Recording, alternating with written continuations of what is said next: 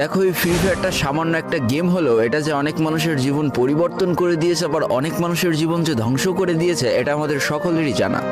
তবে সামান্য এই গেমটা যে গোটা একটা পরিবারকে আবার নতুন করে জীবন দান করবে, এটা আসলে সকলের অজানা ছিল।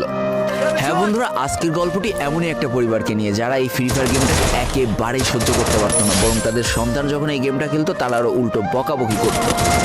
আর ভাগ্যের কি অপূর্ব লীলা খেলাটাকে সেই গেমটা আজকে গোটা পরিবারটাকে বাঁচিয়ে রেখেছে, আর এখন তার বাবা মাও উৎসাহ দেয় তাদের সন্তানকে যে ফ্রি ফায়ার খেলো। এজন্যই চলো জেনে আসি আসলে কি এমন ঘটেছিল ওই পরিবারটার সাথে। তো বেশি ব্যাকপ্যাক না করে ছোট্ট একটা ইন্ট্রো দিয়ে আজকের ভিডিও শুরু করা যায়। তো আজকের গল্পটা শুরু হতে চলেছে ছোট্ট একটা গ্রামের ছোট্ট একটা পরিবারকে নিয়ে। বাবা মা এবং তাদের দুই সন্তান অর্থাৎ দুই ভাই, ছোট্ট একটা পরিবার, খুব সুন্দরভাবে তাদের জীবনযাত্রা চলে যাচ্ছিল।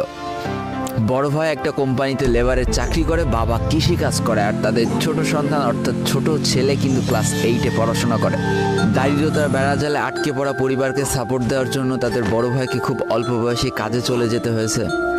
এই জন্য বড় ভাইয়ের পড়াশোনাটা ঠিকমতো হয়ে ওঠেনি। তবে বাবা মার একটাই স্বপ্ন ছিল যে তাদের ছোট সন্তান অর্থাৎ ছোট ছেলে যাতে উচ্চশিক্ষায় শিক্ষিত হয়। এই জন্য বাবা কৃষিকাজ করলেও সারাদিন মাঠে তুমুল কষ্ট করে এসে বাসায় যখন এসে দেখতো তাদের ছোট সন্তান পড়াশোনা করতেছে, সমস্ত কষ্ট এক চান্সে দূর হয়ে যেত। আর তাদের ছোট সন্তান পরিবারের অভাব দেখতে দেখতে বড় হচ্ছে, তো তাই সে একটা সময় ঠিক করেই ফেলে যে তাকে অনেক বড় হতে হবে, লেখাপড়া করে অনেক বড় মানুষের মতো মানুষ হতে হবে। আর ঠিক এমনটাই হতে থাকে। তাদের ছোট ছেলে খুব ভালো রেজাল্টও করতে থাকে, প্রত্যেক ক্লাসে টপ হতেও থাকে। তবে তার একটা বদ অভ্যাস ছিল, সেটা হচ্ছে ফ্রি ফায়ার গেম খেলা।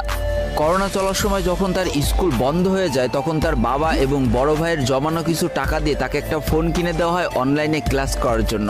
তার ফোনটা ছিল 3 GB র্যামের একটা ফোন। তবে এইখান থেকেই তার ফ্রি ফায়ার গেমের সাথে পরিচয় হওয়া।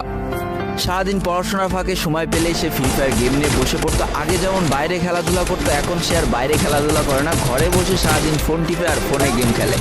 এদিকে তার বাবা মা যখন ফ্রি ফায়ার গেম খেলা দেখতো তখন প্রচণ্ড পরিমাণ রেগে যেত, এমনকি মারধর পর্যন্ত করতো যে তুই এই গেম খেলা বাদ দিয়ে দে। তবে তাদের ছোট ছেলে যতই বাবা মার বাধ্য সন্তান হোক না কেন, ফ্রি ফায়ার গেমটা ছাড়তে সে একেবারেই নারাজ। প্রথম দিকে পড়াশোনার ফাঁকে ফাঁকে গেম খেললো, যখন তার বাবা মা তাকে বকা শুরু করে তখন সে রাতের অন্ধকারে গেম